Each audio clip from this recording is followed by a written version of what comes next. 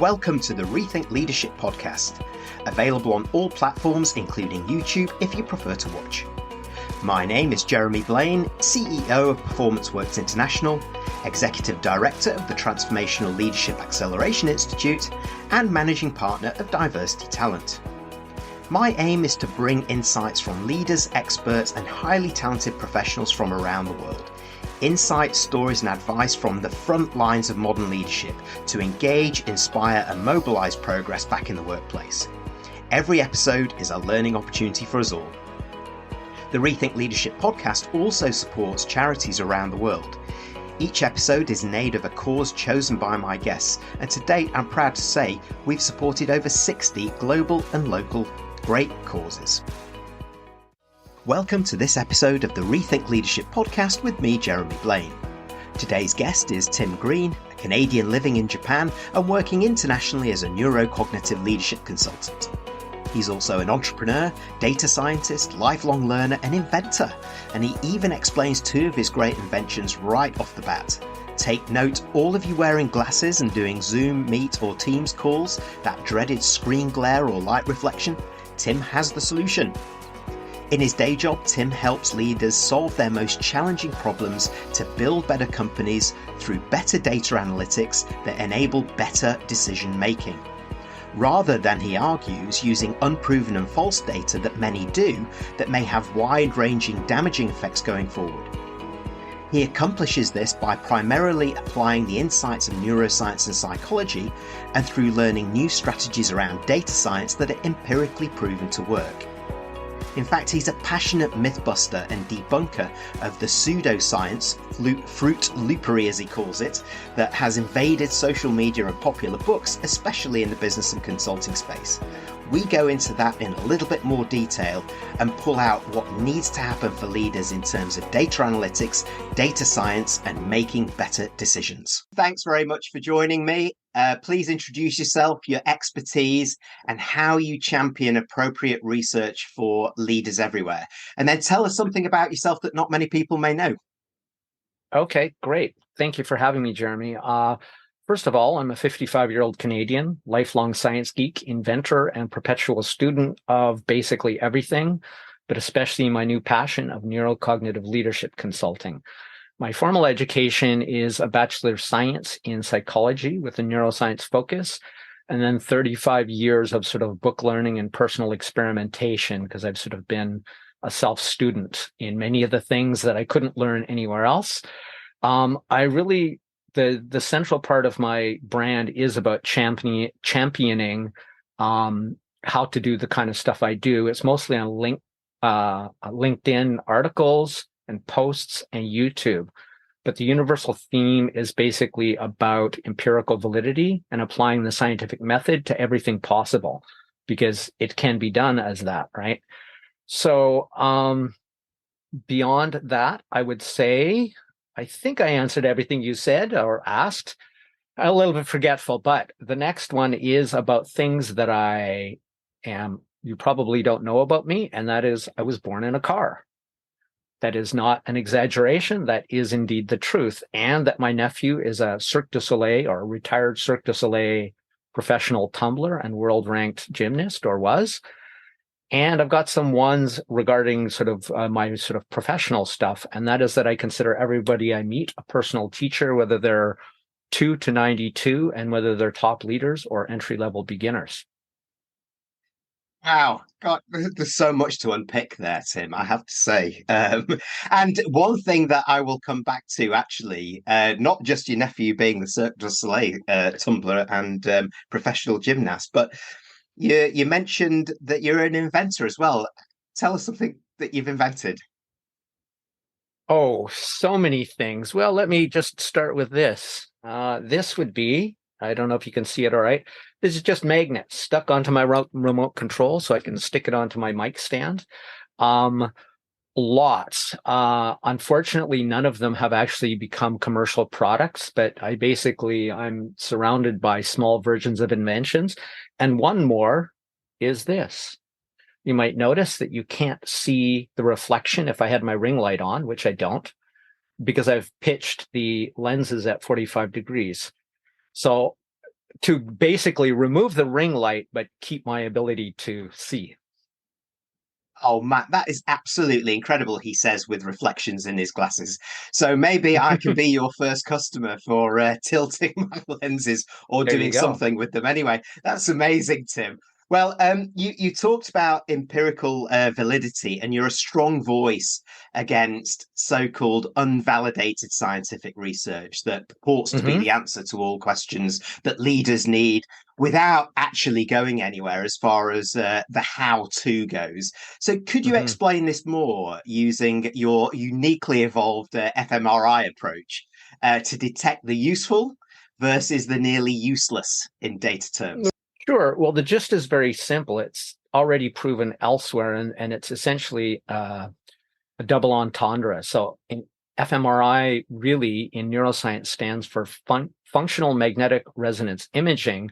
But in this model, it stands for Fruitloopery, myth busting, results, and iteration.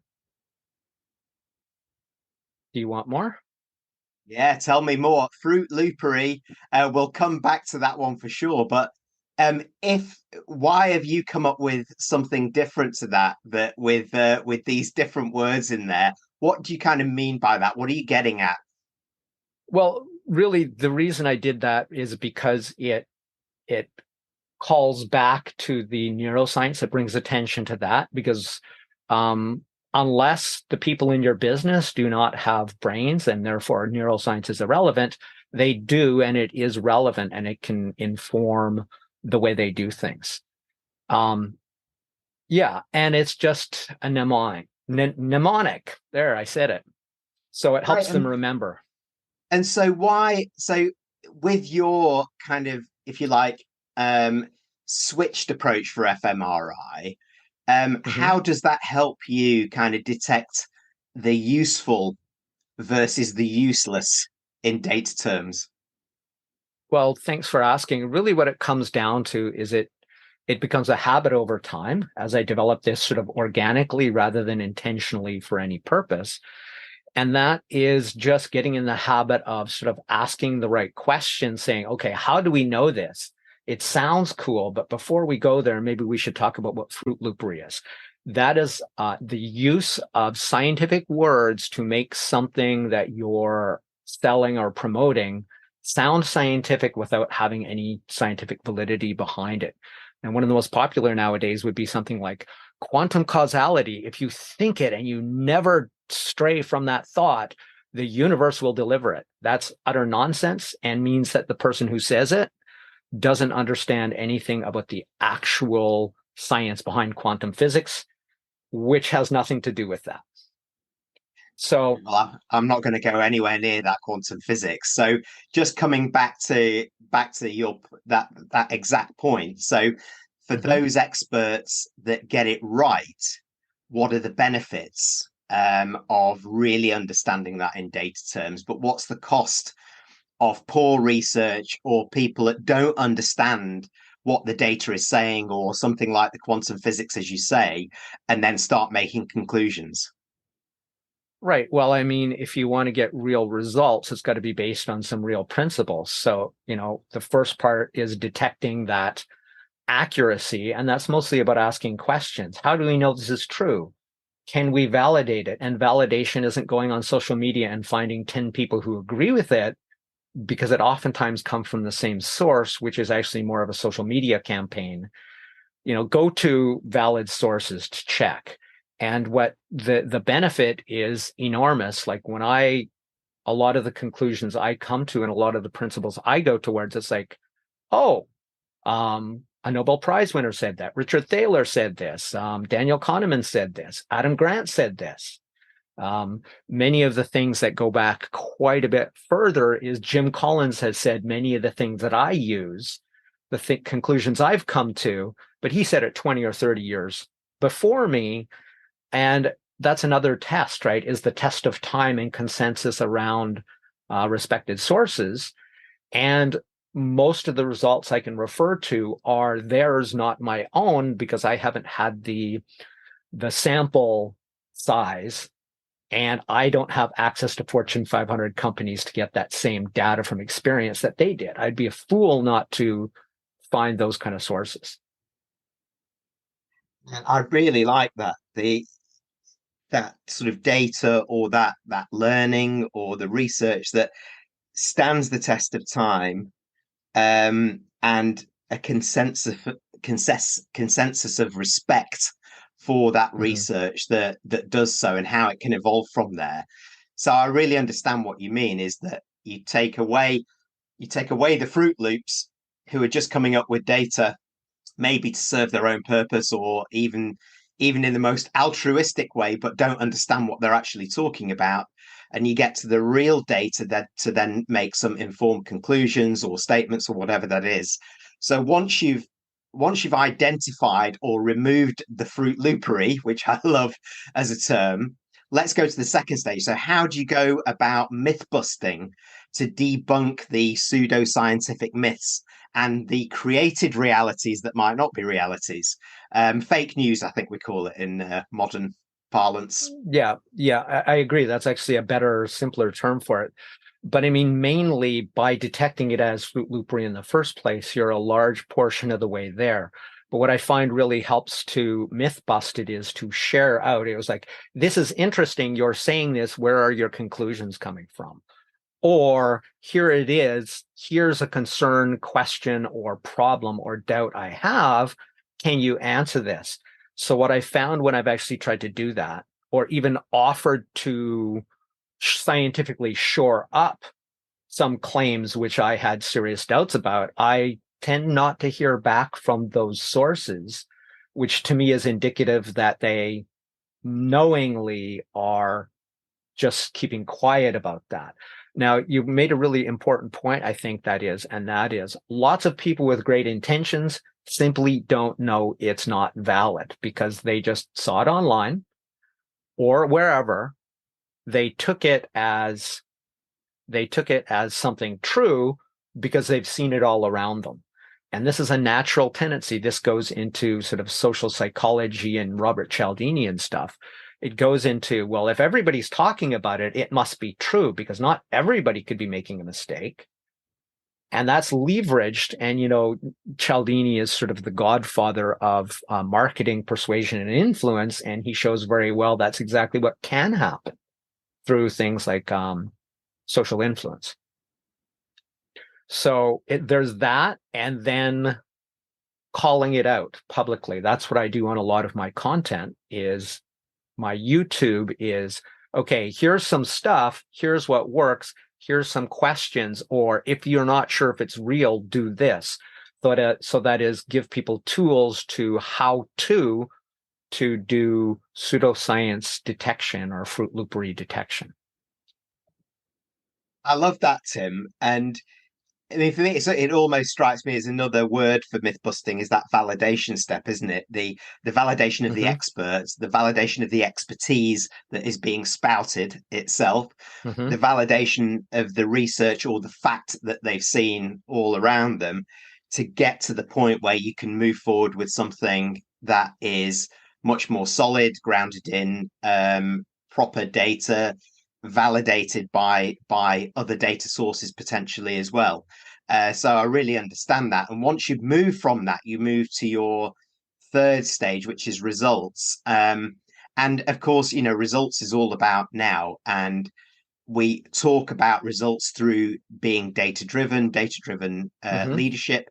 But you argue that we should really get back to this sort of results-driven leadership underpinned by validated data, because not all data is created equal. So that data-driven leadership can be wrong, to your point before. So can you explain a little bit more about that and give us some maybe examples of where it's worked and where it can go wrong most commonly? Sure. Let me first of all be clear about results-driven management as it's widely meant. I'm just going to be straight up. I haven't read any books on results-driven management. Hundreds of books, but not one on that. So what I mean by that is sort of my own version of it. And it's really about managing to or towards results and then from results. That is, everything's coming somehow from real world results rather than speculation or models that haven't been examined. You haven't questioned it. You've just went ahead and plugged it in as a multi-million-dollar initiative in your company, and you're just hoping this flavor of the week works out. Who And have you for seen getting that right, Tim? Okay, so just as an example, I've already mentioned people like Jim Collins, Daniel Kahneman, basically anything, especially if somebody's made a prediction in the past. Probably my favorite right now that I would point towards is Philip E. Tetlock, which is a researcher that was cited in Kahneman, Kassar Sunstein, and Oliver Siboney's most recent book, Noise. And he talks about, I take books and take their references to learn from other sources. And Tetlock's book about super forecasters and now what's called the Good Judgment Project, it has nailed it, because they not only look at results, predictions, and then results, but they not just record successes, but they also record failures. So you actually have an objective track record, not based on hype or emotion, that anybody is subject to, including scientists. That's fascinating, and of course, then you get that double learning point, don't you? Is what makes it a success, but what are the things that or the traps that we shouldn't, or we should be aware of next time, so that we can move forward. So that's from the book Noise, did you say, Tim? Yeah, that was like I said, long, but we'll just give Kahneman, because everybody knows who he is. He's the sort of front runner in terms of fame there. But yeah, it's a book that basically talks about how, if you've read Thinking Fast and Slow, which I'd also super recommend because it's exceptionally good. But Noise is sort of his other answer, which is our inconsistency from day to day in our own judgment is noisy. And he points out that it's actually even a larger variable than bias when it comes to that changing, and then the techniques that we can do, especially tapping into group intelligence, to minimize that. Like from day to day, our mood can affect our judgment. And he has, of course, data to support this. This isn't just some fanciful theory not based on data. It's all based on data. Yeah, I'd have to agree with that. And of course, once businesses and once leaders get through that and they've got the data to make informed decisions or move forward, this is where you argue that fourth step, the iterative improvement, is possible at speed. Could you explain that a little bit more about what you mean by that, and how the most successful leaders take it forward to make it work in reality? Right. So first of all, that's the part that comes about the managing from data, right? You want to go somewhere, you have to know where you're going and identify the relevant data, not just the vanity metrics. But then once you've got those results, say, okay, now let's look at these results and how can we do this better based on data rather than arbitrary? Let's 10x it. Well, if you can 10x what you're doing now, that means you are doing something substantially wrong in the order of 1/10 x before. So that's pretty arbitrary versus, okay, derive what you're capable of increasing. But it's always about looking at that historical data, then doing things like are cited in Noise and other things, where you do proper, not groupthink, but brainstorming and group collaborative thinking with psychological safety and radical honesty, things like that. If the junior part, and this is where I'm going to invoke Ray Dalio, because he's likewise a genius, and his book Principles is what really got my attention, where the lowest person in the room, it could be the janitor, if he has credible evidence that something is wrong, he is contractually obligated to put up his hand and tell Ray he's wrong. If it's credible, and if he does not do that, having that knowledge, he can be fired for not doing so. So it's all these sort of things. It's sort of like dissent, and this goes into Google's research when they said psychological safety is a top predictor of teams. So when you have a room full of geniuses, the differentiating variable then becomes that psychological safety. Can you tell the recognized smartest person or senior person in the room they're wrong, or at least you have a doubt about what they're saying? So that's really where it goes managing from data, and then with your well-considered conclusions, moving forward and reiterating. Now, this can be done on a personal level. It becomes a habit, just sort of like, oh, I just figured out a way to save time on the way I manage my spreadsheets or my time. I'm going to share that with everybody, including, of course, feedback if people don't agree, so that it can be made better also.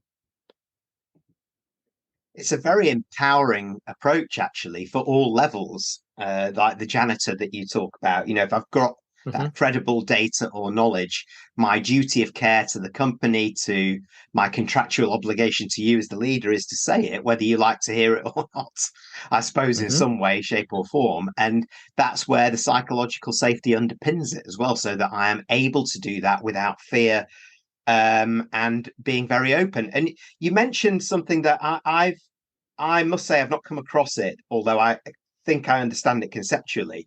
Can you just help me understand a little bit more what you talked about as radical honesty?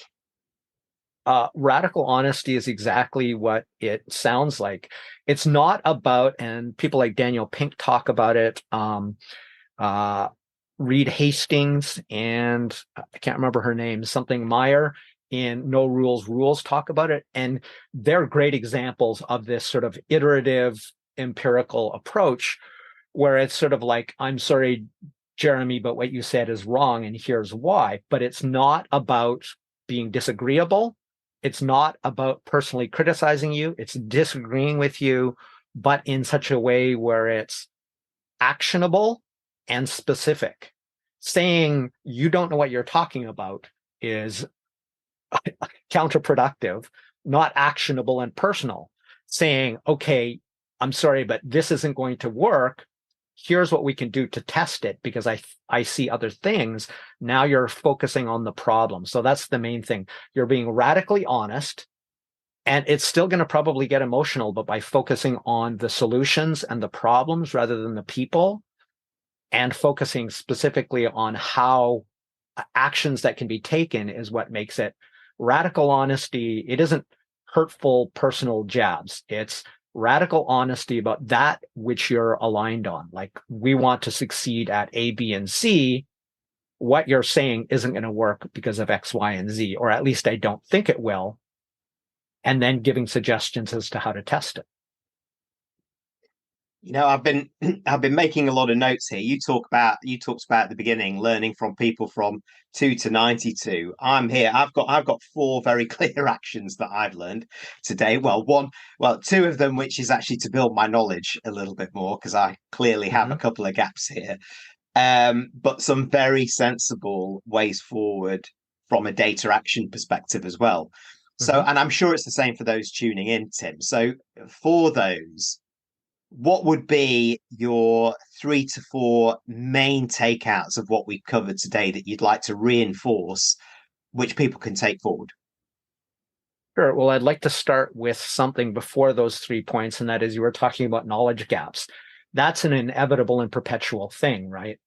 If we're not continuously learning, then we're being perhaps honestly foolish, because we think we know everything and nobody does. So, everybody has knowledge gaps, certainly myself. As far as the 3 points I'm going to make, is that nothing is everything. When somebody says, it's all about mindset, mindset is critical.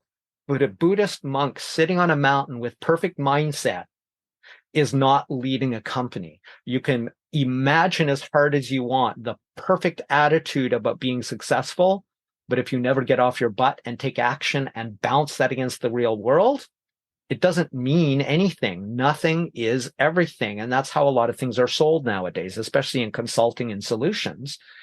And it's just, it's not sincere, and the data doesn't support it. Kahneman references that. It's like, it always, in retrospect, sounds like that was the key solution. He says, that's great, but if that's true, you should be able to do that in forecasting. And Tetlock and Kahneman have both pointed out that's not the way it really works. Of course, it's easy to explain something after you have the 20/20 hindsight. Doesn't mean it's true. It just means it fits the story well. Second one is to base everything you can on empirical results. either your own or reliable and verifiable sources, right? You can't always have the luxury, nor should you reinvent the wheel. But if you have your own experience in your company saying, here's what we've got, here's where we want to go, let's use this to make that better, that makes the most sense because the variables are controlled. It's your company. If not, use the best sources you can find. And then that leads to the third one, which is start small, get results, and scale up.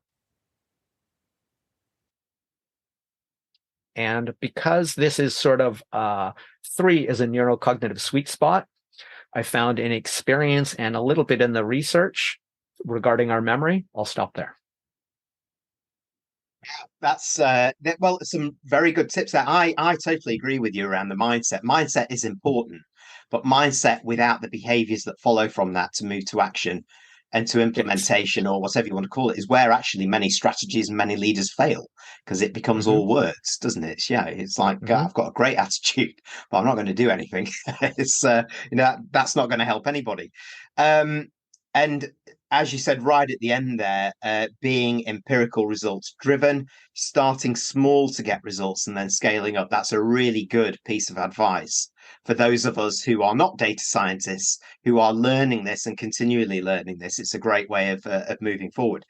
Let me just ask you one more question, Tim, on your background there. For those of you who are tuning in on Spotify or Apple or Audible, you won't see this, but on the YouTube views, we'll see Tim's background has Crush It Club 303 behind him. Can you explain what that is, Tim? Sure. This is just at the time of this recording, at the time we did this interview, it was the most recent episode of my YouTube channel, and it's all about the kind of things I'm talking about here. This one was actually, do I have time to explain a little more? Sure. So this is actually a secondary book from another Patty McCord, who is also parallel to Reed Hastings. She was basically the head of HR, or the head of talent.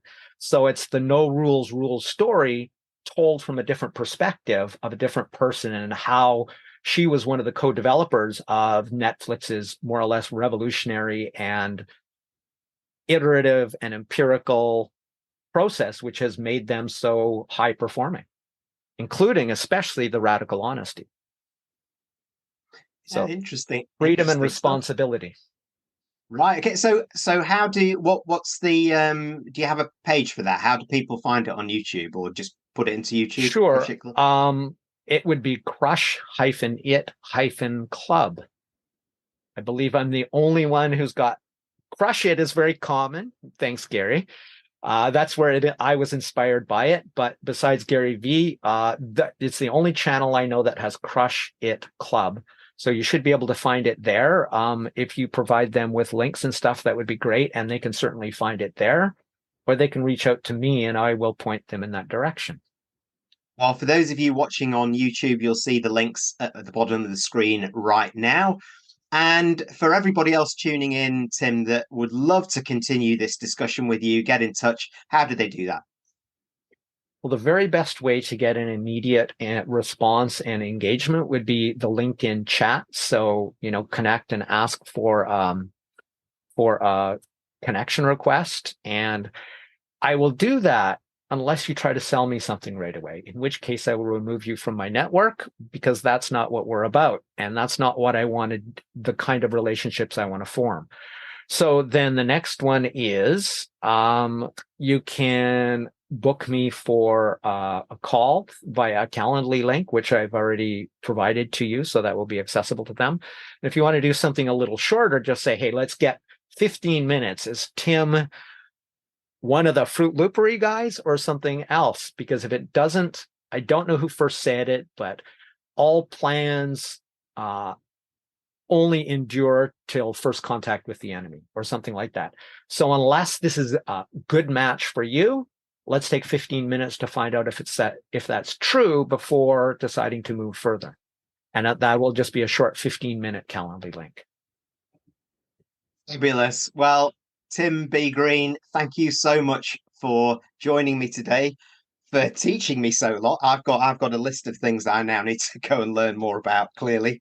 And I'm sure it's the same for everybody else who's listening today, tomorrow, in the future. Thanks very much and goodbye.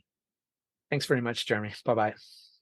Thanks for tuning in to the Rethink Leadership podcast with me, Jeremy Blaine.